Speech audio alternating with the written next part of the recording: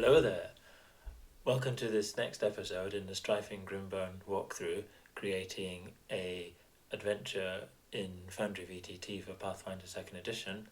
Last time we got involved in creating random encounters and how to do that in the Foundry system, and today we're going to get as far as we can through creating the content for that. We'll just load on our game.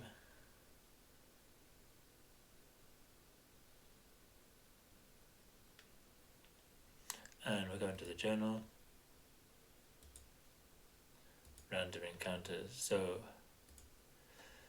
this one we'd finished the yellow musk on the wind encounter. The stirred flyby we'd done.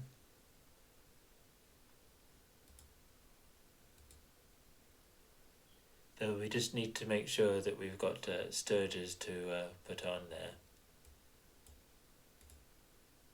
At the moment they don't have a picture, so we'll just give them a nice image. Whoops, no, we're just showing it.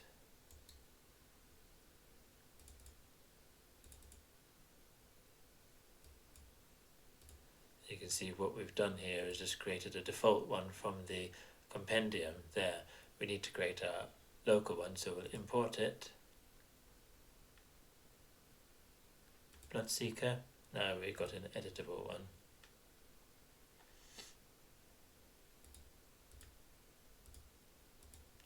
We'll go up to our module.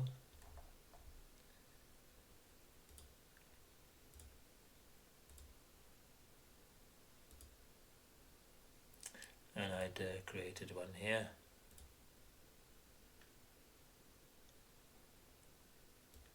And we'll need a token. So we'll use tokenizer, and we like to have different frames, so I think for nasty blood-sucking creatures, should we go for a red one? Maybe a dark red. Whoops, need to import our picture again. We don't want that one, and we want to change the foreground there, have it a bit bigger. Yeah.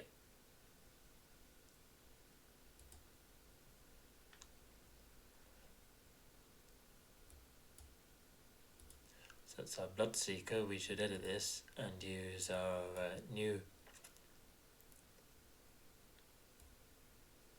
Actually, just put it in the creatures first.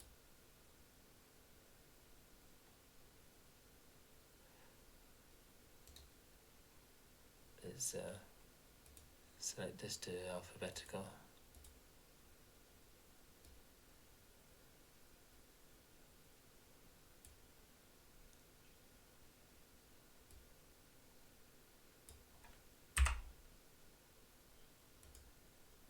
That's the one we want, and we'll just double check. Now we get the one we want. So that's our Bloodseeker encounter. Let's see if there's anything else we wanted to say about that.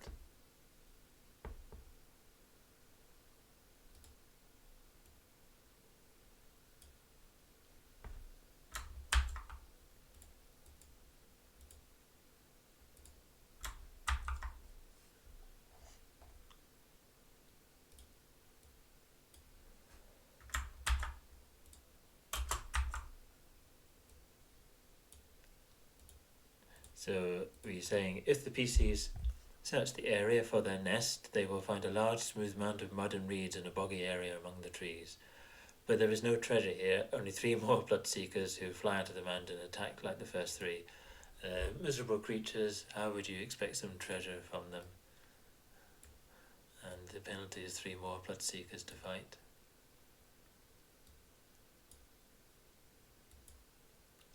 And then we had done an ogre, the raging ogre encounter.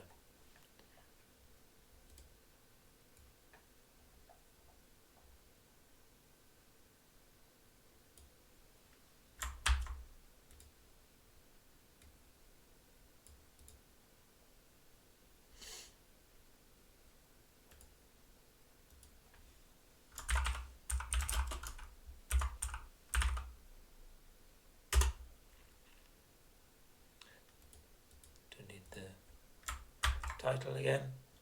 And so in this encounter, this bestial giant crashes through the undergrowth, swinging his hook at anything, mostly trees, that gets in his way. The ogre's den is described in encounter E, so we're going to do that soon.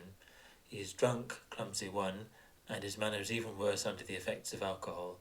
The party will be alerted to a crashing and grunting of a large form approaching from 60-foot range, and may act to prepare.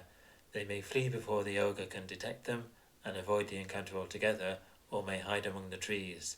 When the ogre reaches within 30 feet of the nearest PC, have him roll Perception for initiative, and the PCs roll Stealth for initiative.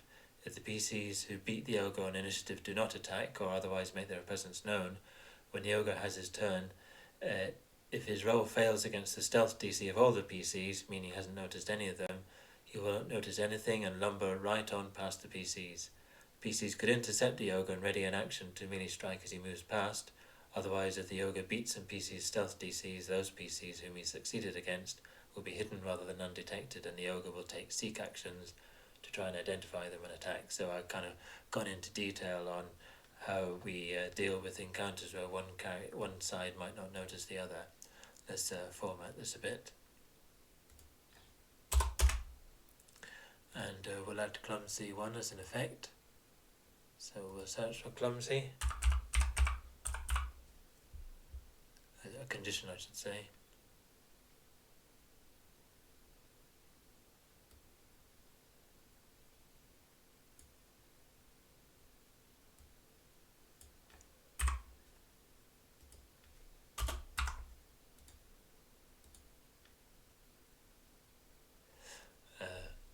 And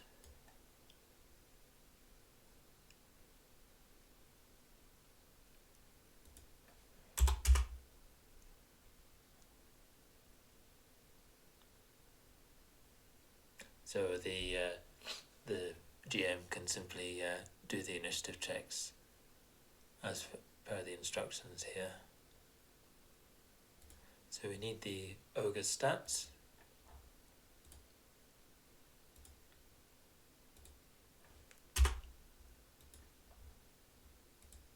So let's have a look up an ogre here.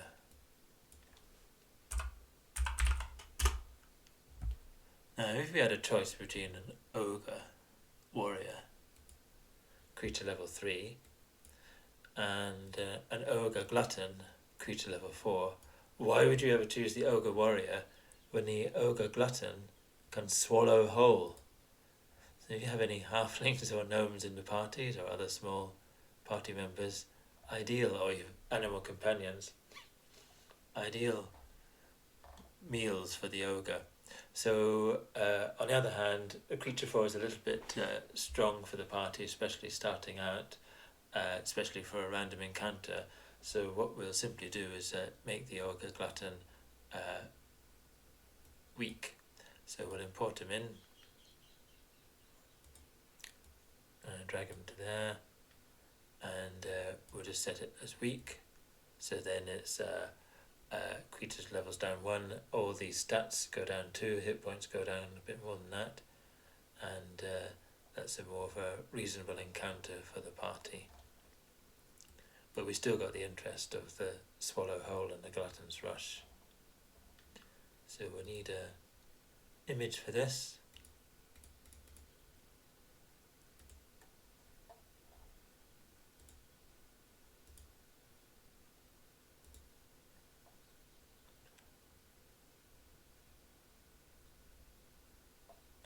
Looking, scrolling down, and now I've prepared one somewhere. Here we go. Nice ogre glutton picture with an oversized mouth. So we need a token for that. I'm thinking a green frame for the ogre.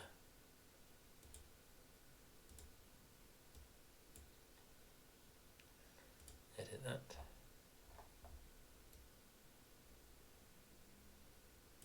Yeah, get the axe in. Perfect.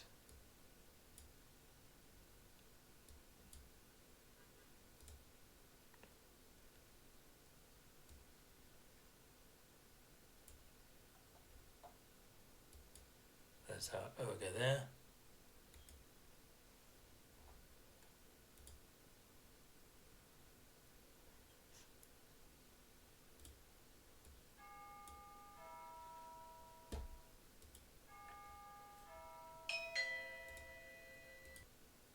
So outside of combat, we want to specify that the PCs could track the ogre's path.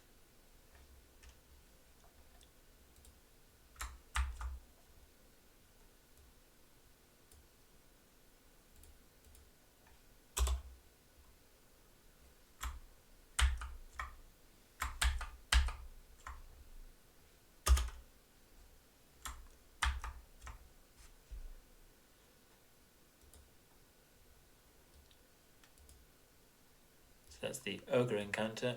Now I think what we should do really is have somewhere to run these encounters. So what we should do is have a scene that gives a reasonable view of Ashwood Forest, to have a bit of path and a bit of forest and somewhere to play out combat. So we'll in chapter 2 Ashwood, we'll create a new scene.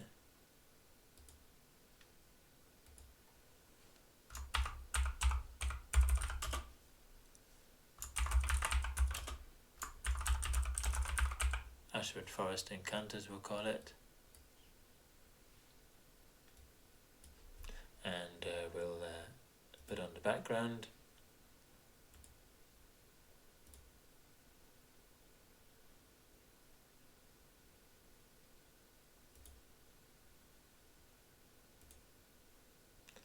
I like to set the foreground 10 feet above the background.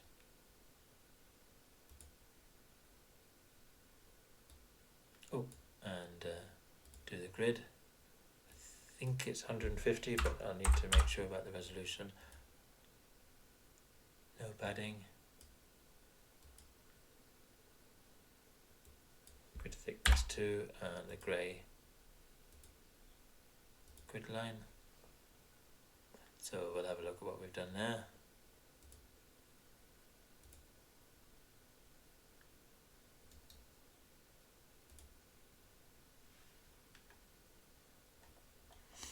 So it looks fine, a nice deep dark forest encounter of the path here. And overlaying that, I've done the trees as I've done before for the ambush in the copse and in the burial site.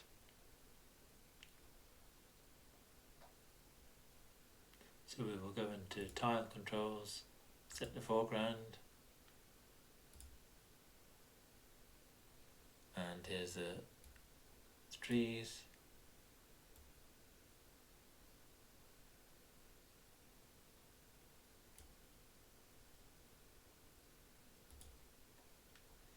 Which we've overlaid now, and we'll have the opacity about 0.85,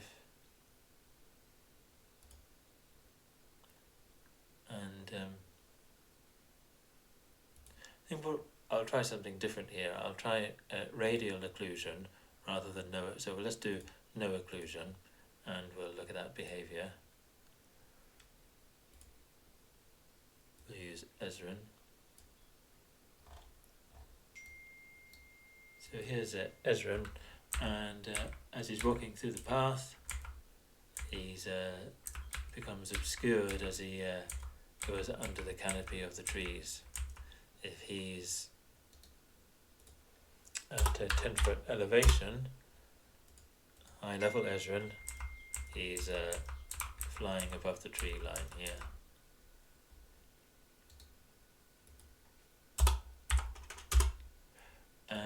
He's perhaps a little bit too obscured there, and something that I've experimented with is to change the properties of the scene, of the tile I should say,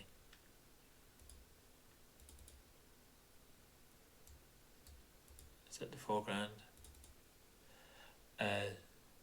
to radial mode, and then have the occlusion maybe about 50%.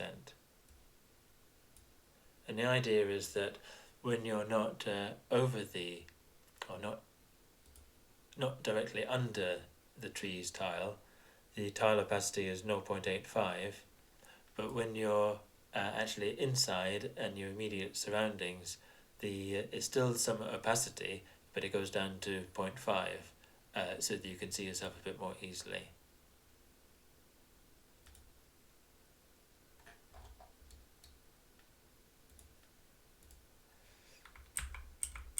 Same there, but now, see, there is some occlusion, but it's much less.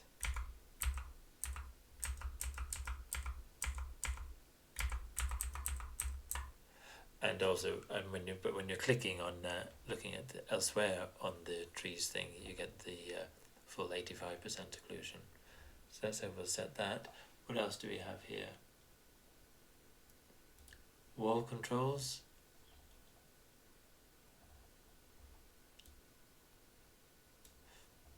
What we could do is imagine that there's some trunks of the trees and have them occluding line of sight.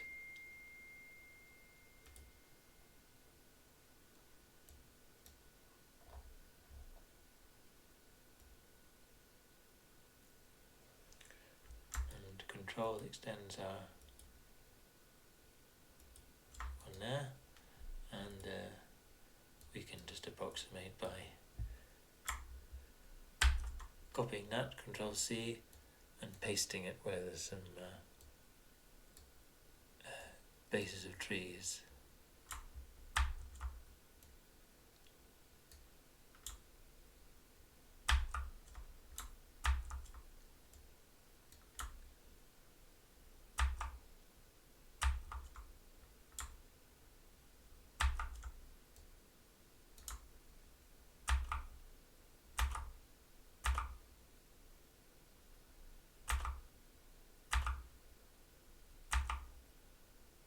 Don't have to do every one, but I'm just creating an impression that there are some larger tree trunks around. I think I'll actually change that and do a larger one there.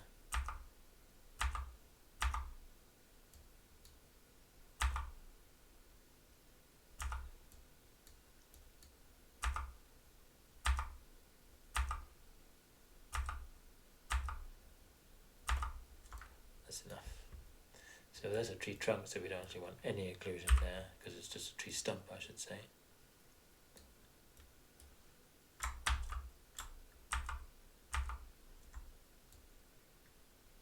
And this one, we'll make it a bit bigger, because it's a tangled knot of dead trees.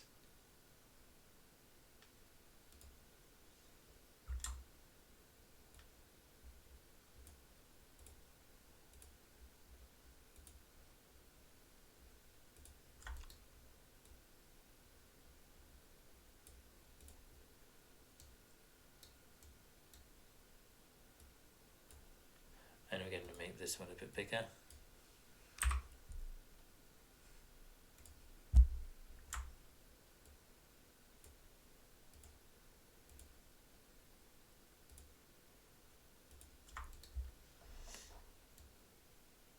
That's the tree trunks done. Now lighting. I'm inclined just to leave it as it is, and sounds. So we have some sounds that we can use. Fill up the whole area for some ambient sounds.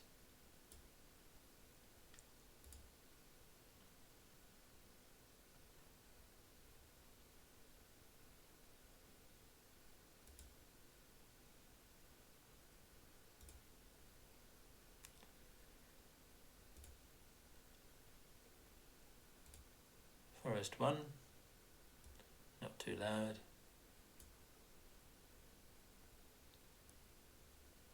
And we'll activate it between, this is the daytime one.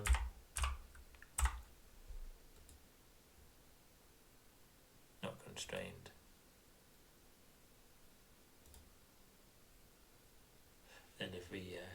this so we can get a preview.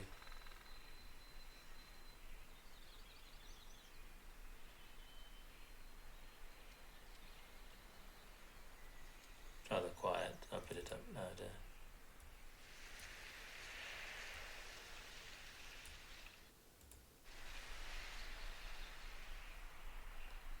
So I think that could be heard. And we won't have volume easing either.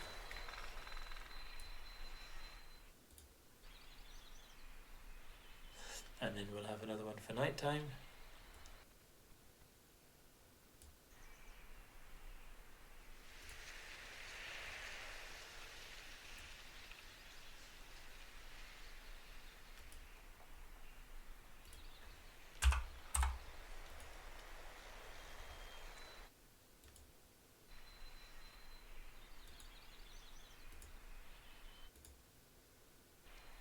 So we have our ambient sounds there. And nearly complete. We have a pool here, and we didn't do some animation of water, but a quick workaround for that is to create a light with an animation. Should have it the size of the pool there. And we're going to light animation, and something like light dome can work.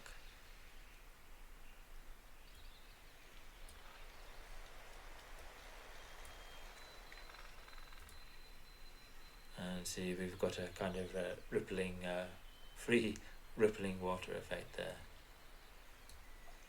We could also have some sounds for the pool.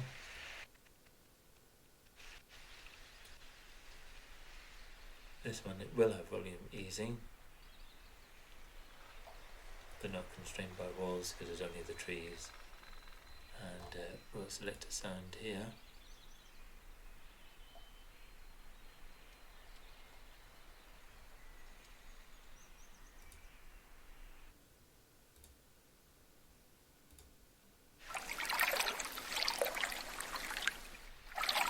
And we've got a pool there. So I think that completes our area. The idea is that if we have a random encounter,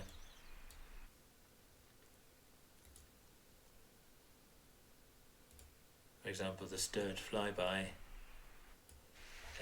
we would choose where we would want our PCs, and then simply drag little creatures of tiny size so they can all fit in one thing there. We drag them onto the map a suitable distance away and set up the encounter. And then if the PCs, for example in this encounter, had decided to go and search for the nest, you can say that perhaps the nest is there, and have another 3 of them there ready to attack the PCs in the new location. So if you choose different parts of this map for the encounter, it looks as if the players are at different parts of the map and exploring different areas when they have their encounters. That's those done. Let's add some more random encounters.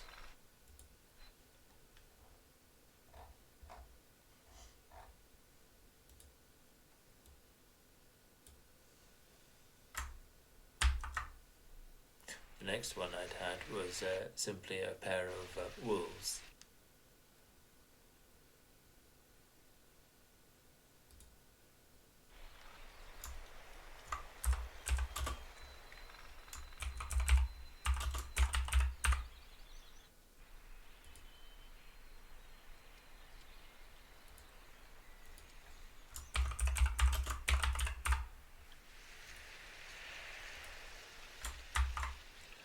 A mated pair of desperately hungry wolves has caught the party's scent and moves boldly to attack. If the PCs throw fresh meat to them, this will distract the wolves sufficiently that the party may simply move away. So a nice way of avoiding the encounter there. We'll just set standard wolves.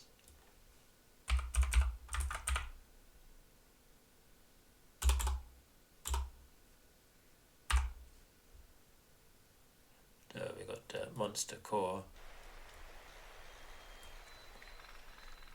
First level creature, it's got knockdown, back attack. That's not going to work if there are only 2 wolves. So yeah, that's fine, that one. Sometimes you find that the creatures have different abilities depending on whether they're the monster core version or the original monster version from 2nd edition.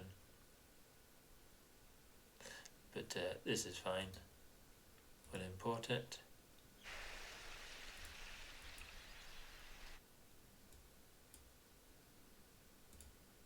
And give it a nice picture.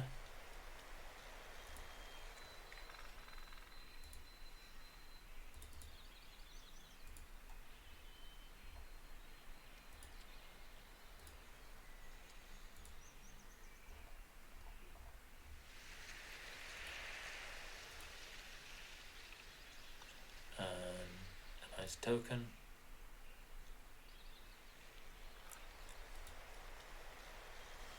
I guess because it's a forest wolf, we'll give it a green.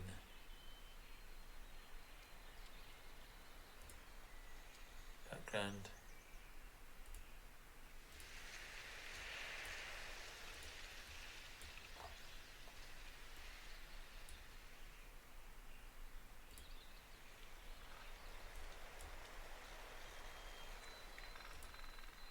That's our wolf. Drag it there.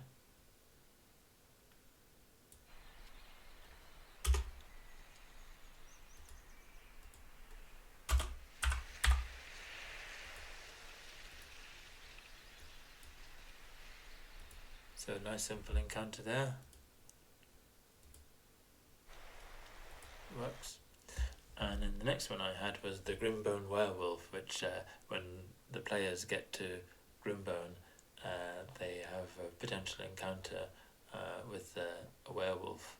And I'm also making it, because this random encounter table could work for when the players and the PCs have explored Grimbone already, they can have the opportunity to find perhaps some little slightly tougher encounters, or maybe have a random encounter, and then that might develop a story that is extended when they further explore Grimbone.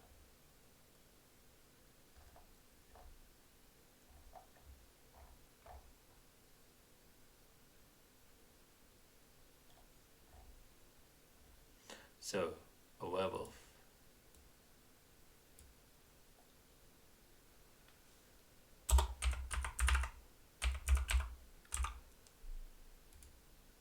This is a creature 3. I think we would probably want this one to be elite. So perhaps we'll use the same image for the wolves for now.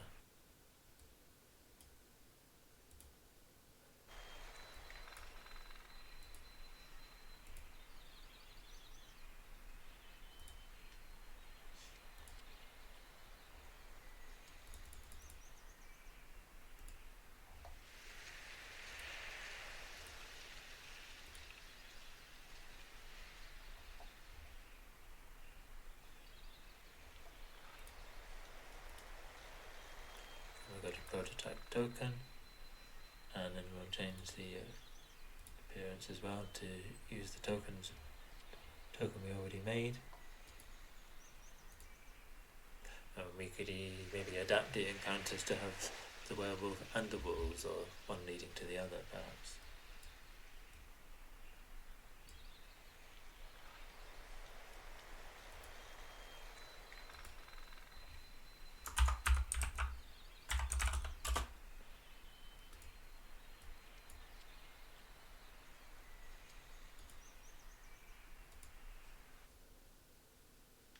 Right. And we should probably include a bit of a description, which I hadn't done before. So 5.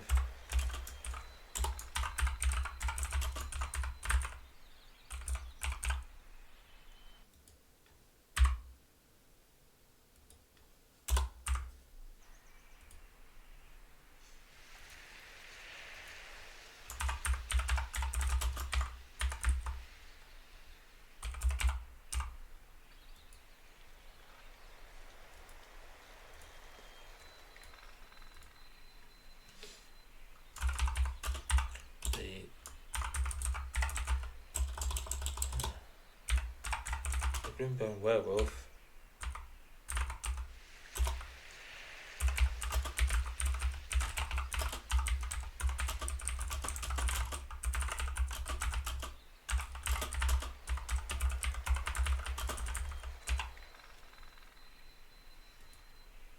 may be encountered here.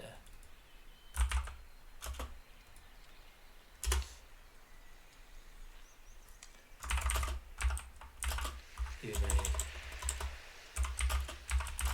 have the werewolf simply observe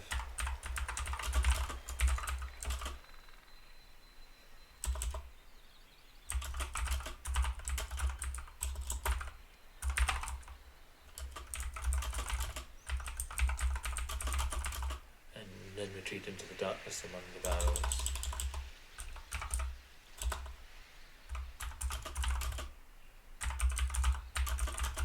Forest.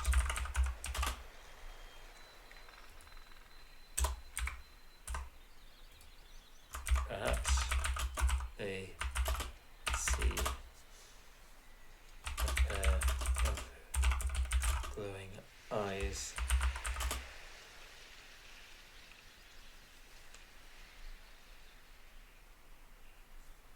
which wink out.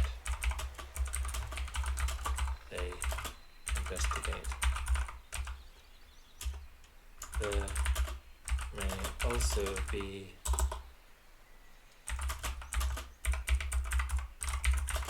opportunity for the PCs to follow, to track or chase the werewolf back to Grimbone and potentially to the hunter's cabin.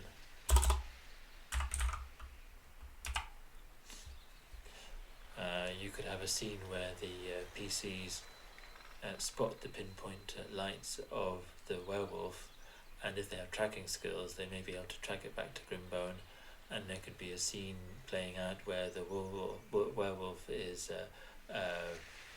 sneaking through the town at night while the PCs give chase, and they may have an opportunity to find out that the huntress whom they've been dealing with is in fact the werewolf and seek to explore her cabin.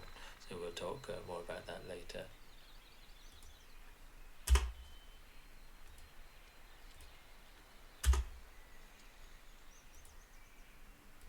Then we'll put in the stats for the creature, or the tag for the creature here.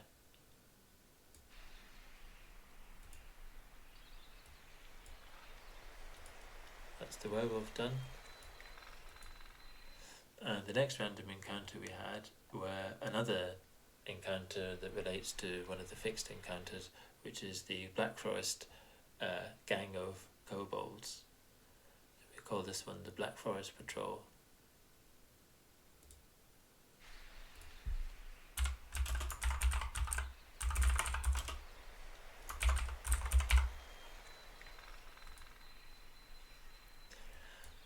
This is starting to annoy me. I'm going to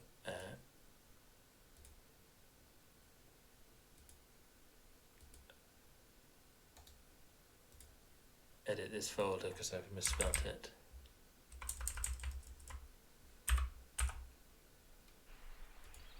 Better.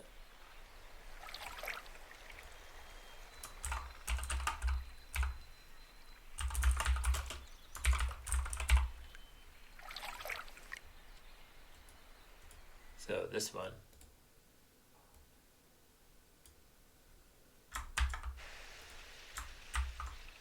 This patrol of 6 kobolds from the Black Forest tribe is out looking for something to hunt and looking to avoid something that might hunt them.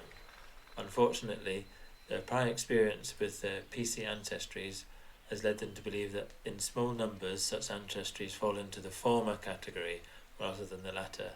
They are avoiding notice, roll stealth for an initiative at 30-foot range, and prefer to attack with slings at 50-foot range, and then switch to melee with their spears if the enemy approaches.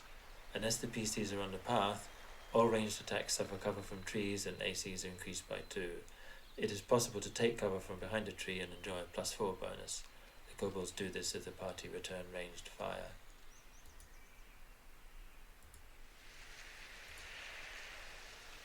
So we'll have the stats for kobolds.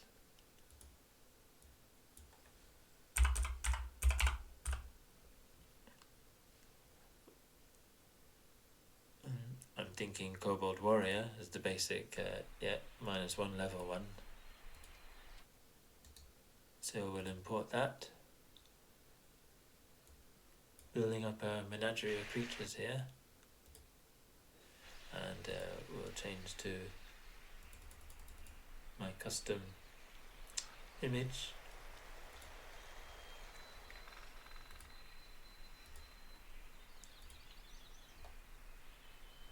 Kobold Warrior.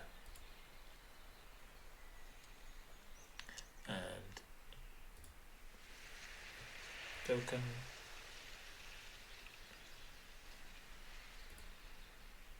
So these are Black Forest kobolds. We'll just choose the darkest one we can, that one there. Yeah, perfect. Maybe they've been affiliated with black dragons.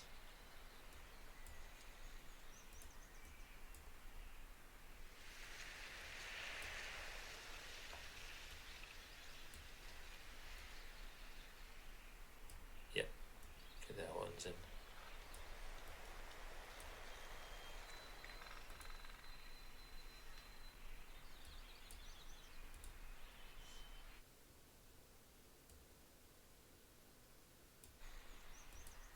Times 6.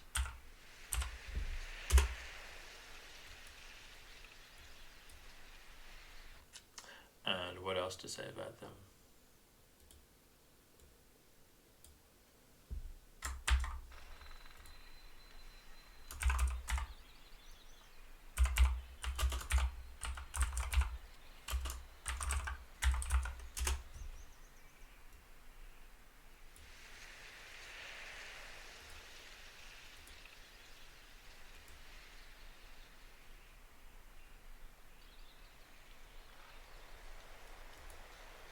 I think we'll use this for our tactics here.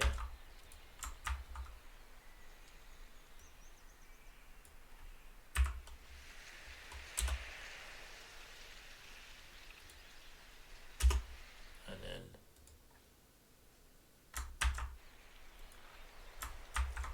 add, if 2 or more kobolds fall, the others will attempt to run away, using hurried retreat if appropriate. They carry no treasure, but one has an unusual cake in his pouch. I wonder what that might be if they're called Black Forest Patrol. A gatto made by the shaman that has the properties of a minor elixir of life. So we'll put that in as a little minor treasure.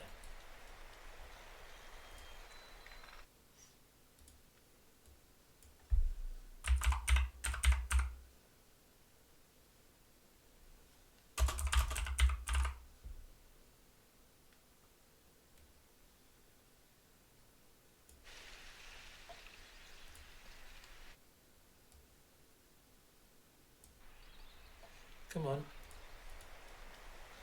You know you want to get pasted.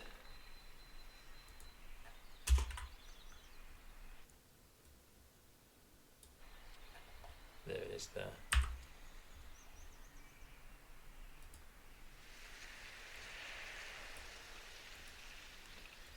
There we have the kobolds there. The next encounter is called Sprightly Trade. We don't just want combat encounters.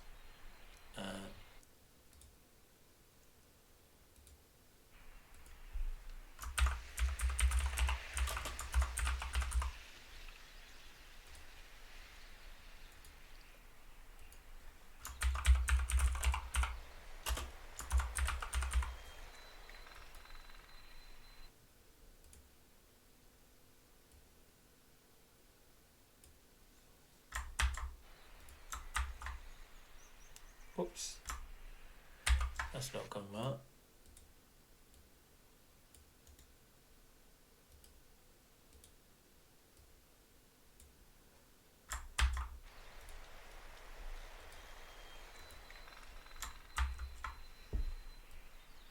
So we'll have that in block quote.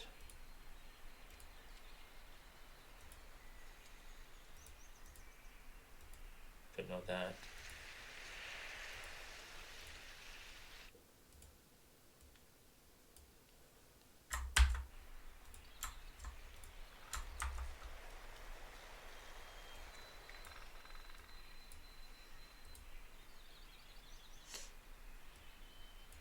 A circling light buzzes into view from among the treetops. A tiny voice comes from the light and you see it is a winged fairy form.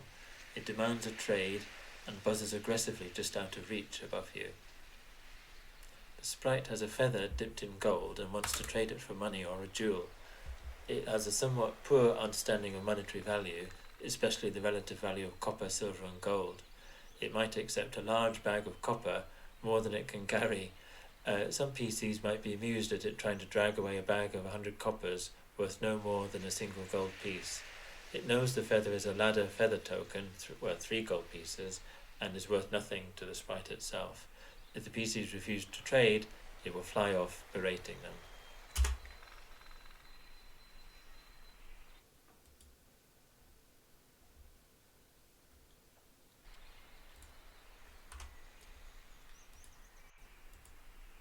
Right, so we'll have a sprite.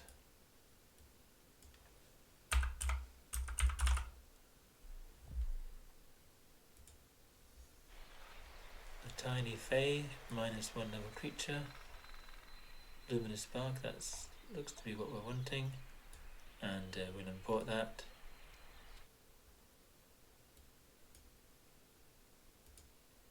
And our local version, we'll set an image for it.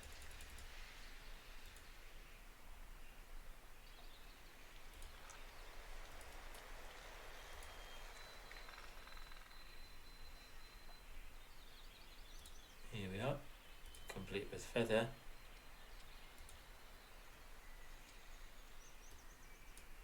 And we'll add a frame.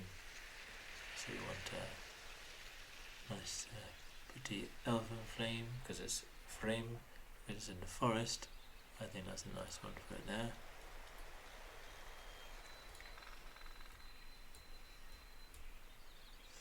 Unlock that.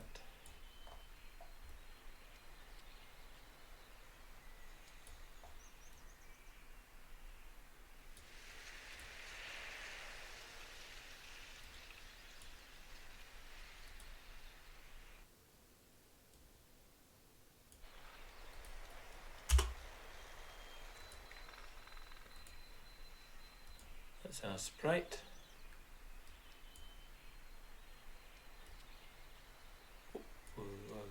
Yeah.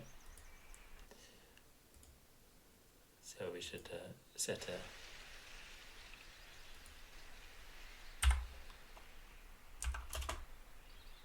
number there.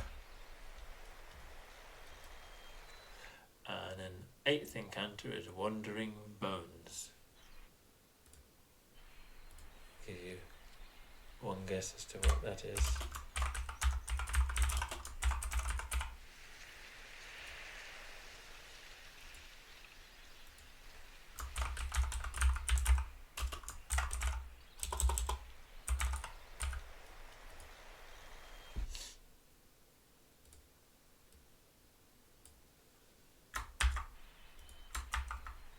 These animated skeletons might be remnants of the Rune Lord troubles, or of a necromancer's army from long ago, now left to wander the wild woods without purpose save to attack any humanoids on sight. The skeletons have the explosive death property.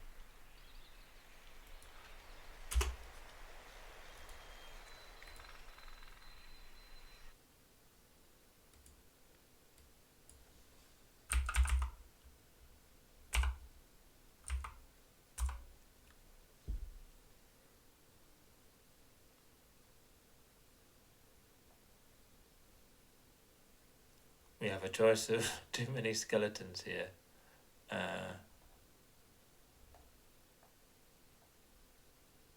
I think we really just want skeleton guard. Let's try this one. Exploding skeleton guard. Yeah. Perfect. Import it. And we'll use our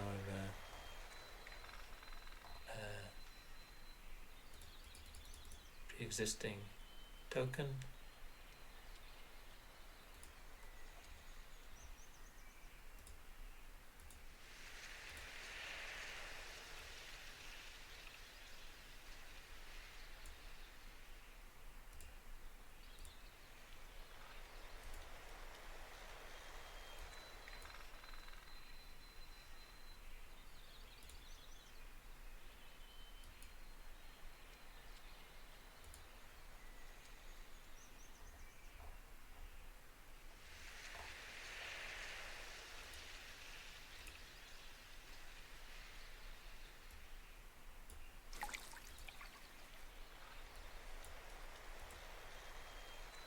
We'll just check that's worked.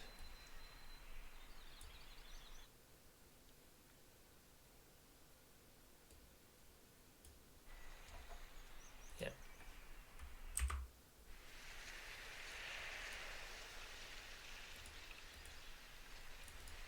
Put them in here.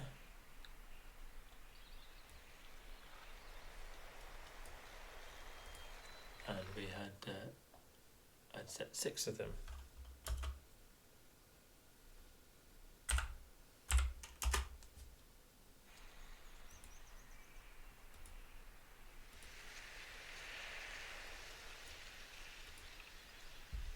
That's our skeletons, and then our next encounter is a haunt, more of a trap than a creature, a hazard.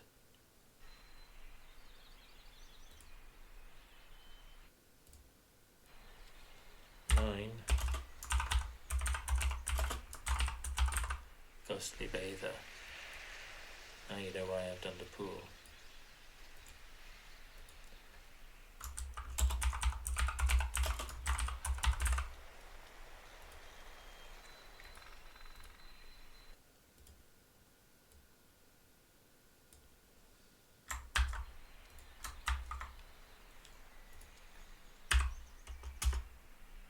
Ignore this encounter at night. The party hears a gentle splashing noise coming through the trees. As they approach, they see a beautiful elven woman bathing in a small pool, from which leads a trickling brook. All who see the woman must make a DC 20 will save, or be fascinated and approach. The figure and pool are a haunt. The area is really a 10-foot square patch of quicksand.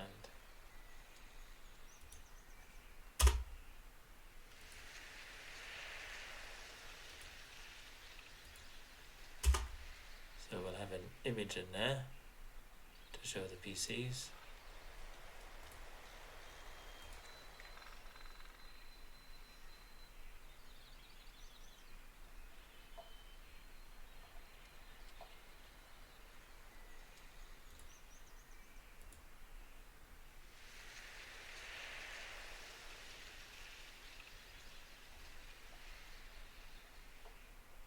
Which should be somewhere. I'll need to load it on just a second. Possibly you saw it when I didn't. It's this one here.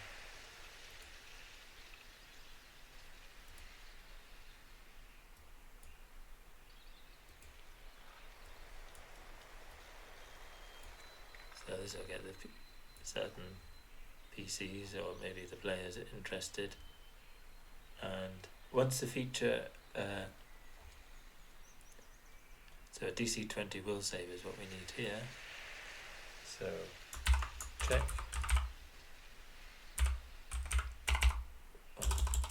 You can do type, but sometimes you can get away without doing type, I think. DC 20.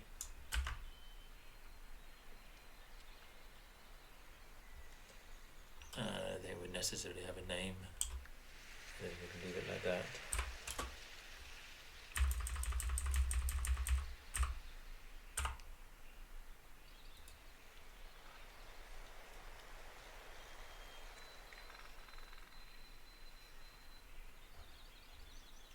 once the creature first walks into a quicksand space and disturbs the surface, the figure dissipates with a low echoing moan, and the quicksand is seen for what it is.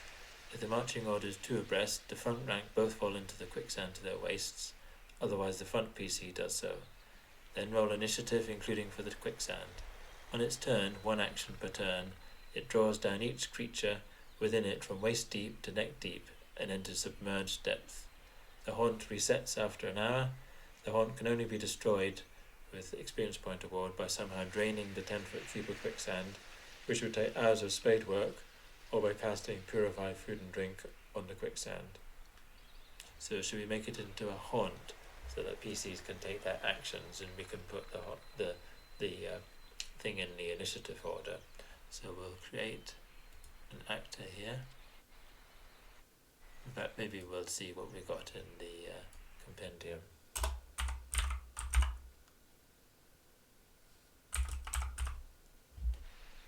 Here we have quicksand here.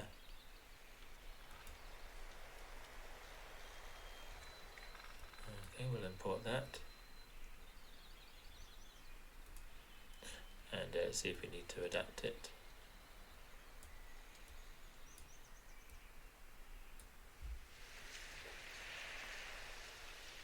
Well, if it's a hazard level 3, that's reasonably hard. Stealth DC 22. We'd had a will DC of 20 for the ghostly aspect of it.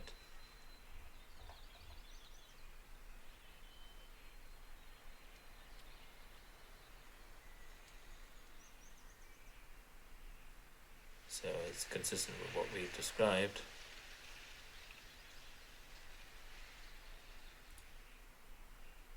I think it is a complex haunt, which means it'll be in the initiative tracker, and it's had one submerge action each turn.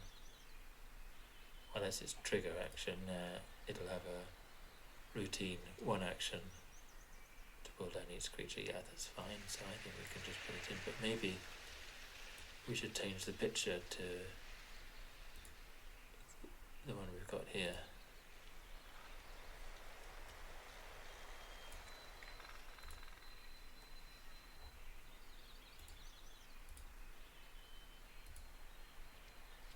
In fact, what I think I'll do is I'll actually get a nice picture of quicksand, so I'll be back in a second.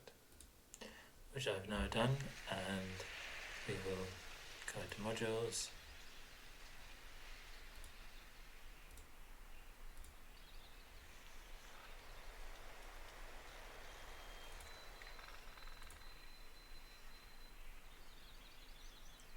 And we'll create a token from it.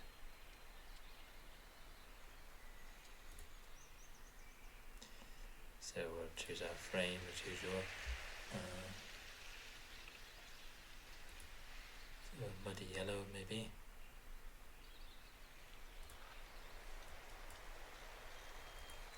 And we'll expand this.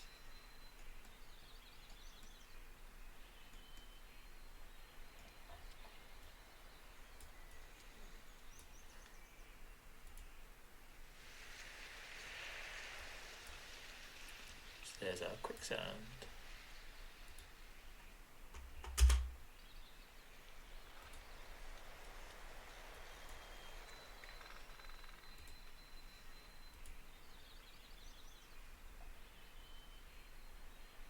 And we'll create so we have a loot folder and a creatures folder. I think we should have a hazards folder.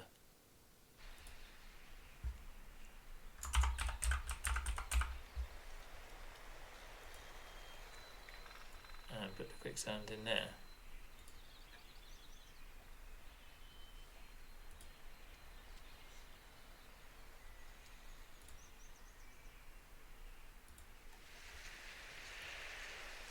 Let's get this inside.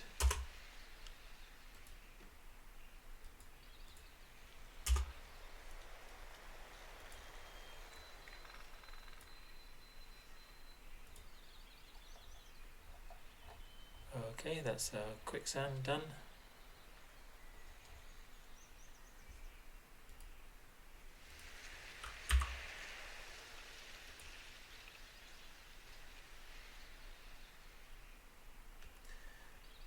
we'll see if purify food and drink is a spell.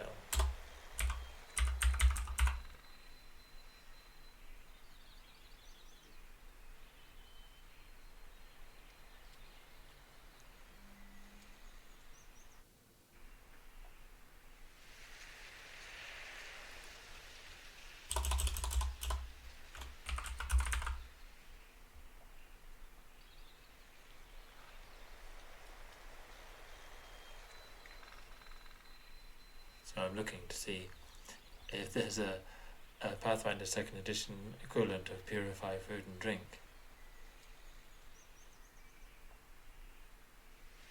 Let's have a bit more of a careful look. Yeah, so the spell in the new edition is not purify food and drink, it's cleanse cuisine.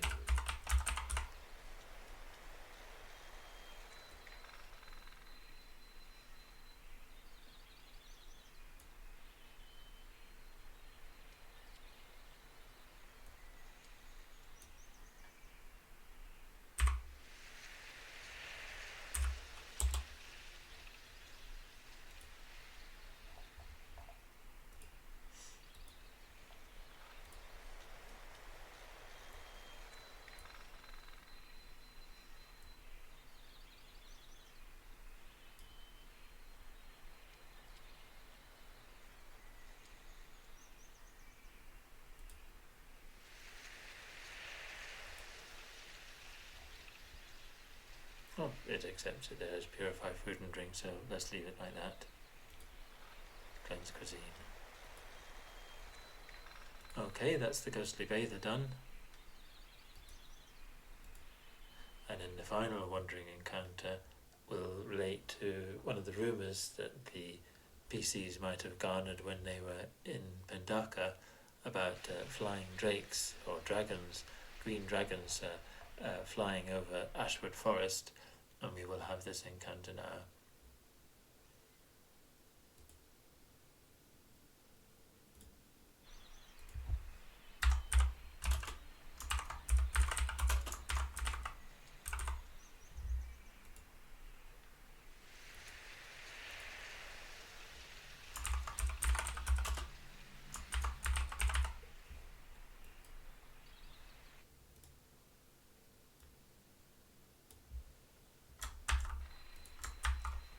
The party hears a loud snarling cry echoing overhead from high in the sky. If they hide or simply do nothing, this drake will fly past and leave them alone. It is not currently hunting, having eaten its fill recently, and is returning to its nest, Encounter I in Chapter 3. However, if the PCs manage to attract its attention, it will oblige and likely slay them all, because it's quite a tough encounter for first level.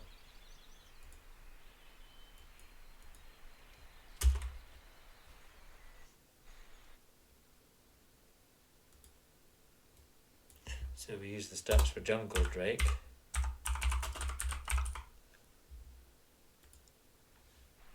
Import that one into the creatures. Level 6. And we'll give it our token.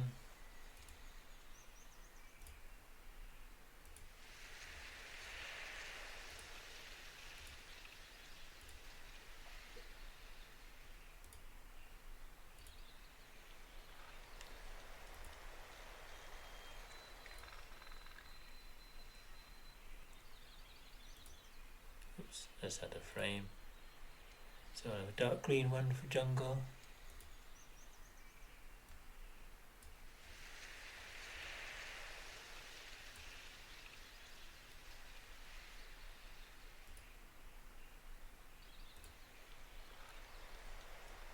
And we'll change its name to Forest Drake.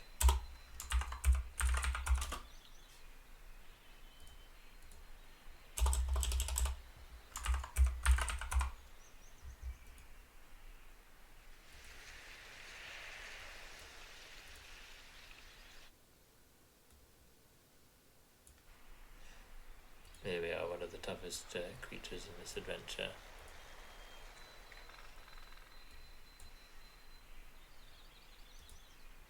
So we have our... Oh, where was it? Oh, we should change it to manual and get them in order like that. So now we have our 10 random encounters. We'll go back to the rollable table, going to random encounters here, and add in some more options. So we've got 4, the wolf pair, 5, the Grimbone werewolf, 6, the Black Forest Cato patrol, sprightly trade,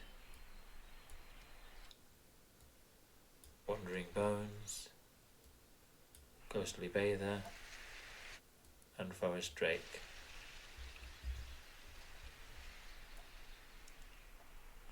And then we want to set the, so we want wolf pair from 4 to 4,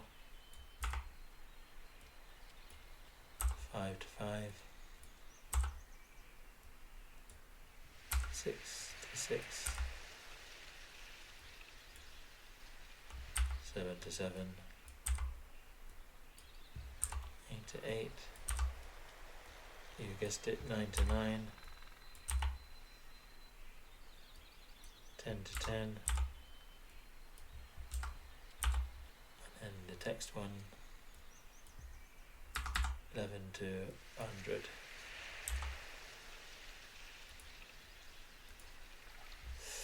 So here you go, range 1, 2, 3, 4, 5, 6, 7, 8, 9, 10, and then 11 to 100, no encounter. And we want 1d100.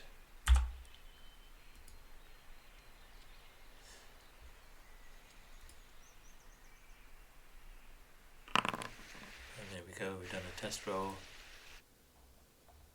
No encounter because we rolled an 83. So just reviewing the instructions, check once every 8 hours in the ashwood, twice a day while travelling and once while resting. During a rest period, if the pieces are on a watch rota, choose at random on which watch the encounter occurs. If the PCs are off the path, roll a second time every 8 hours if the first roll had no encounter. And obviously if you roll an encounter and you don't like it or it already happened, you can either just do no encounter or change it for something else. DM's prerogative. So I think I'll finish there, having done a nice random encounter table with a random encounter combat environment as well. Next time I think we're going to be concluding our fixed encounters with including one with an ogre, one with the Black Forest tribe, and then soon we'll be getting into Grimbone itself. So thank you for watching, and speak to you next time. Bye.